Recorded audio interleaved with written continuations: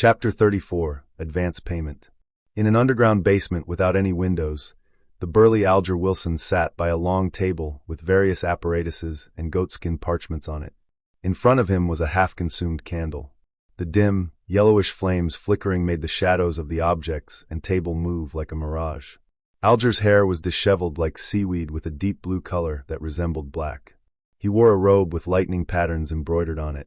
He clasped his hands with his thumbs facing each other while he focused on a bottle of black liquid to the left of the candle. Whoosh, whoosh, whoosh, splash, splash, splash. The sound of tempestuous winds or the crashing of the sea waves howled from inside the sealed bottle. And in spots where the black ink did not sink, a faint fog would swirl. It was as though it grew eyes and a mouth. Alger cocked his head to glance at the clock hanging on the wall and watched the needle strike 3. He pressed down on his temple as his eyes turned dark. Fascinating colors surfaced from the various items on the table. At that moment, he discovered a deep red light appear like a tidal wave from nowhere, drowning him instantly. Backlund, Empress Borough, inside the Hall family's luxurious mansion. After dismissing her dance teacher, Audrey locked the door and sat straight up in front of her dressing table. The sun outside was bright and gorgeous. There was a light brown notebook made of exquisite goat skin. It was flipped open to reveal that it was blank. To its right was a fountain pen with a golden tip and embedded rubies. Audrey did a test and made sure that she could pick up the fountain pen and write down the formula the moment she left the gathering.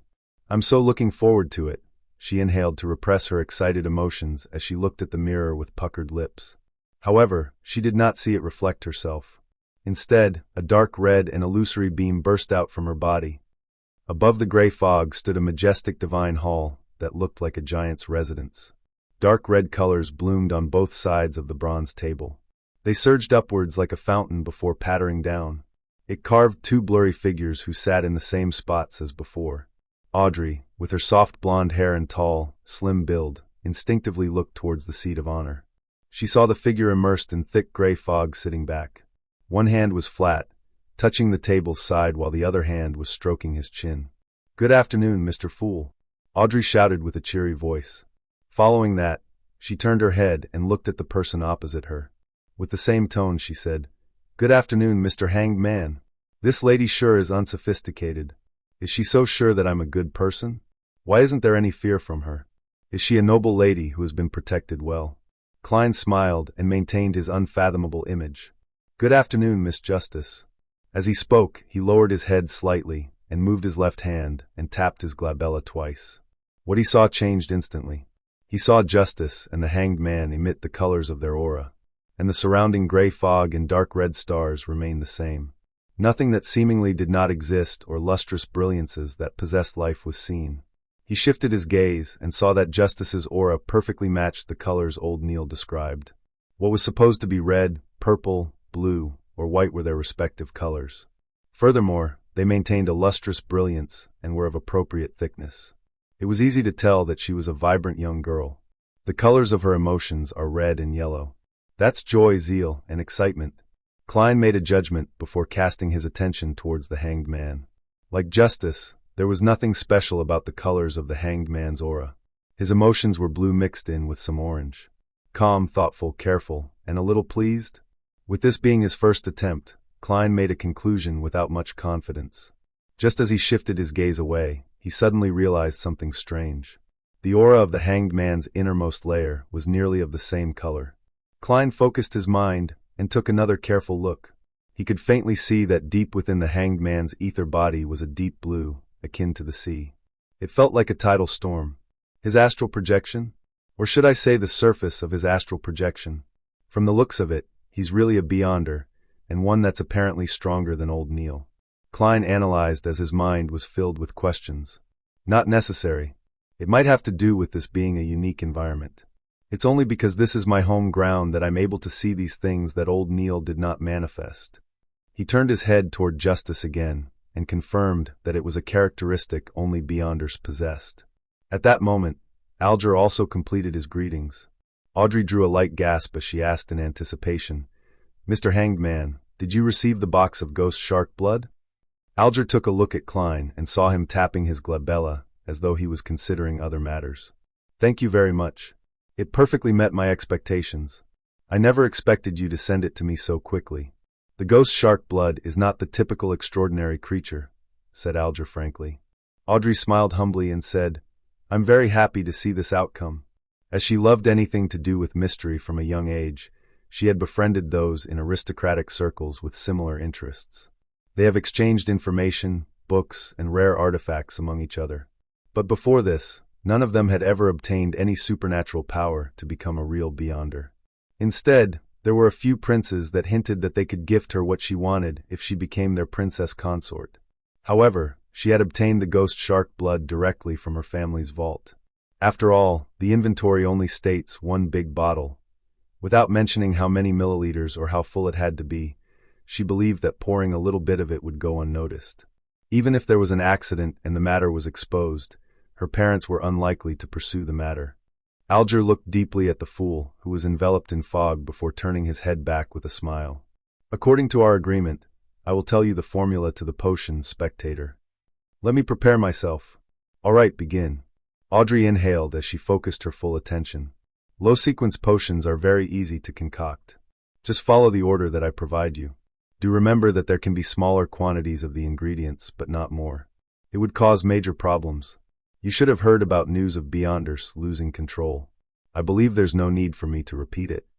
Alger first mentioned things to take note of. Audrey nodded gently and said, I understand completely. While she spoke, she turned her head to look at Mr. Fool. She wished to know if the mystery expert had anything to add. Unfortunately, the fool was sitting silently there like a statue. Alger thought for a moment before saying, having smaller quantities does not mean it should deviate by too much.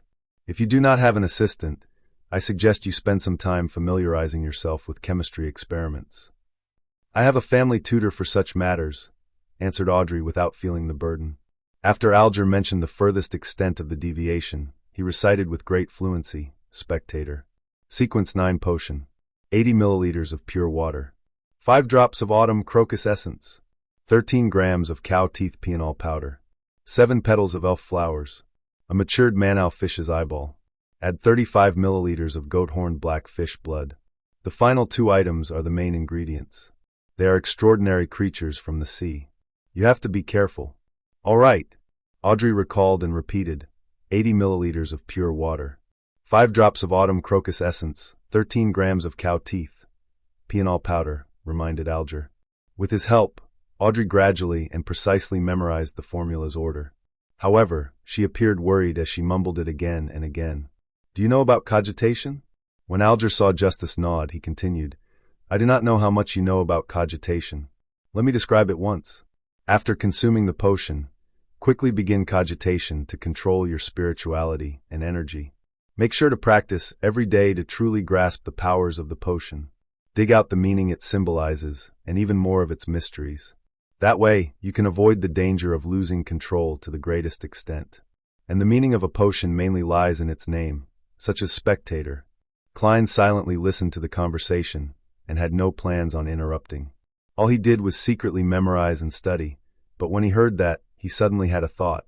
Audrey listened to the hanged man's explanations attentively, and just as she was about to inquire about something more detailed, she suddenly heard the rapping sound on the table. She and Alger turned their heads and looked at the fool. They realized that the mysterious and mighty figure was tapping gently with his fingers. He said in a deep voice, It's not about grasping them, but rather digesting them. It's not about discovery, but rather acting. The name of a potion is not only symbolic, it's also imagery. It is the key to digesting. Audrey was dazed and confused from hearing that. She was not very clear on what Mr. Fool was trying to express. She subconsciously eyed the hanged man for a reaction from the corner of her eyes. She was surprised to see him jolt and freeze. It was as though an ordinary person had heard a loud and sudden clap of thunder. Digesting acting, digesting acting, digesting acting key. Alger repeated it again and again softly as though he had grasped a key concept or had succumbed to a strange curse. After a while, he raised his head and said with a hoarse voice, Thank you, Mr. Fool. Your hint is as valuable as my life. You have enlightened me greatly.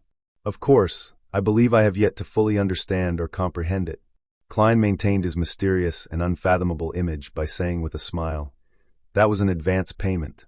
In fact, he did not truly understand the exact meaning of what was said.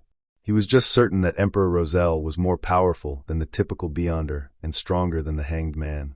Advance payment. Audrey looked at the Hanged Man's reaction and knew that the hint from before was precious. As she ruminated over it, she asked, "Mr. Fool, what do you wish for us to do?" Opposite to her, Alger said with a nod, "What matter might you wish to entrust us with?" Klein leaned back slightly as he glanced at the two of them before saying in a soft and pleasant voice, "Collect Roselle Gustav's secret diary on my behalf, even if it's just one page of it.